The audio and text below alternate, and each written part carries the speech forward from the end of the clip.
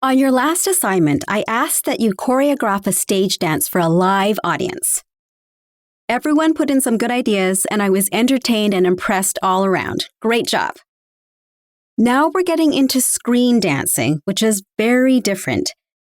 Screen dancing is a routine that is made specifically to be shown on a screen, like television or movies. When trying to map these steps, we have to ask what the difference is and how it will impact the decisions we make in order to enhance the audience's experience. Consider it for a moment. During the filming of a movie, is it just a camera working around people on stage? I mean, there are recordings of stage performances, but normal movies aren't like that at all. Movies can speed up time, slow it down, have actors fading in or out of scenes, or time skip forward before having a flashback without too much trouble.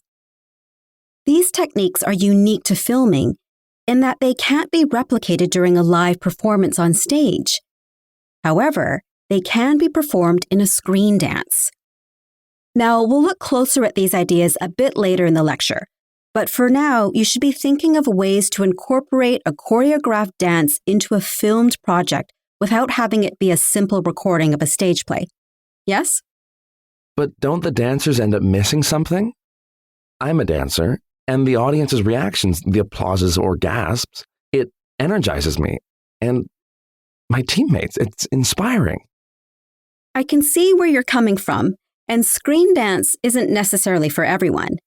It's closer to acting in that you play your part a few times in front of the cameras and wait until the final production is released to see how other people will receive your performance.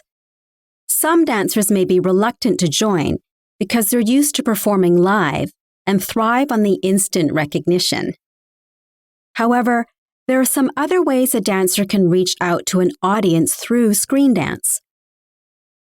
Due to the camera being able to clearly capture their faces during close to mid-range shooting, a dancer can completely change the mood or intensity of a scene through their facial expressions.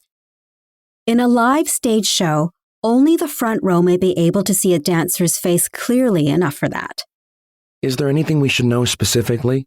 I mean, I've never used anything more powerful than a cell phone to take videos or, using Vine to splice together a video. Don't worry, I'll be giving you cameras that are pretty basic. They're simple to operate, and if you have trouble, they come with an instruction manual.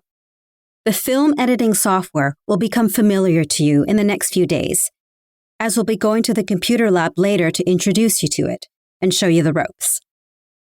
Students from the film department have also been invited to work with us, so you may have the opportunity to be paired with someone who is familiar with the tech. In the end, the dances and choreography will be your own responsibility. What kind of techniques are good on the screen? On the screen.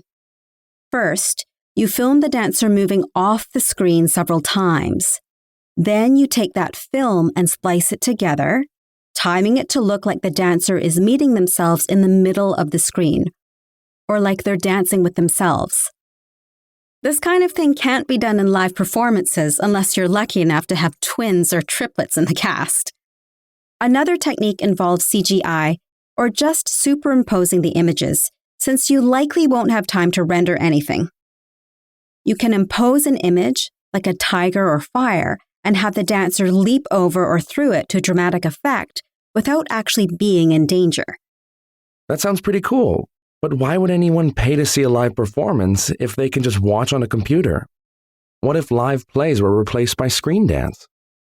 I can understand your concern, but the presentation, the atmosphere is completely different. You can never replace the kind of drama that live performance can give, the immediacy of it, the threat that something will go wrong, the tension of real people in front of you. However, screen dance allows for a greater exposure in the mass population. People can watch in their homes or in cinema. While tickets to see a play may cost upward of $40 to $200, depending on the theater, a cinema ticket is usually less than $10. It lets families attend who would be too poor to otherwise see these stories. these dances. And hey, if someone finds out they love dance after watching a musical movie, there's a great chance they'll be moved enough to see it performed live.